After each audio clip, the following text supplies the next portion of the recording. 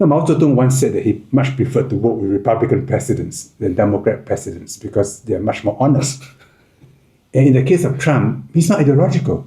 Exactly. You can deal with him. He's got a bottom line. Yeah, he's very honest about what he wants and what measures he's going to take in order to get that.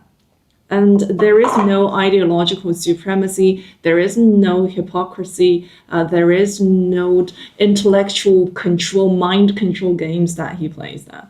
But he's a bully. Yes, yeah, he is a yes, bully. He's a bully. Yeah. And his negotiating style is very aggressive. It's quite scary. I met a former Korean minister. He said, if Trump wants $2, he'll ask for 10. And he'll scream at you. Yeah. And you're so anxious. So in the end, you say, okay, you settle for $3. Trump has got $3 instead of 2. Yeah. Yes. And you're so happy that you're only giving him 3 and not 10. Yeah. You see, that's how he negotiates. Zhu Rongji, China's premier, very wise man. In the year 2000, when ASEAN countries were reeling from the Asian financial crisis, he offered a free trade agreement to ASEAN leaders. I was there in Singapore, year 2000, November.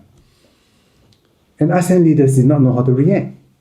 I was trade minister. The following year, when the trade ministers met in Hernay, I said, China wants it politically. Ask for an early harvest, a concession. Singapore did not benefit because it was for in agriculture and in natural resources. Right. Okay. But I wanted a moral position. That I'm not asking this for Singapore. I'm asking this for the other 9. They agreed. China agreed. Later on, I spoke to Long Yong-tu.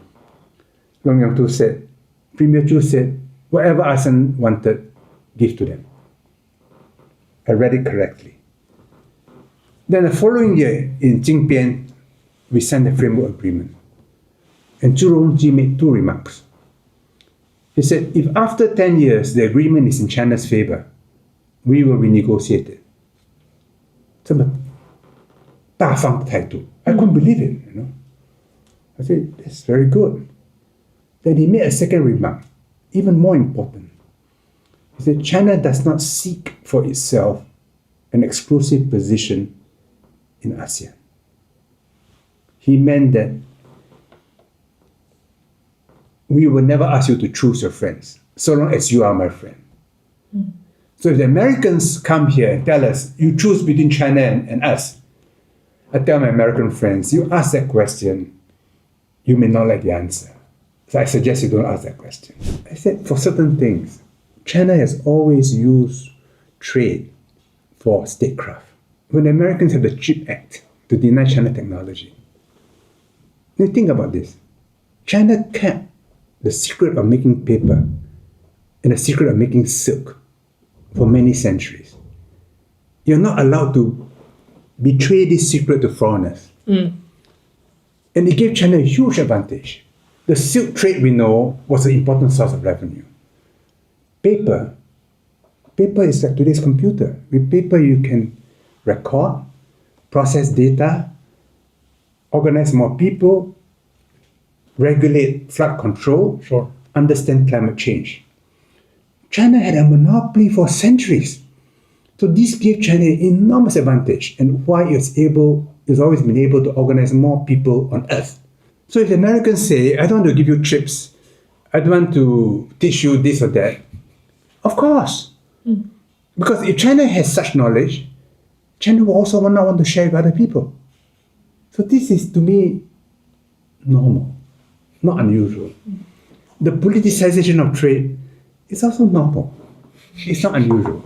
So relax. Yeah. The important thing is we're not killing each other. Yes. 偷偷告诉大家，我最近发现了新法宝 Royal Face 逆时奇迹系列，它有活肤露、全效精华，还有精华霜。尤其我皮肤比较偏干，所以我非常的注重保湿。保湿做得好，肌肤自然烹饪。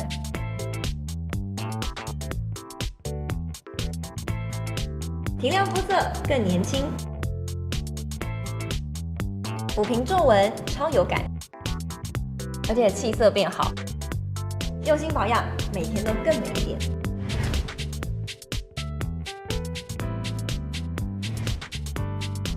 美吧。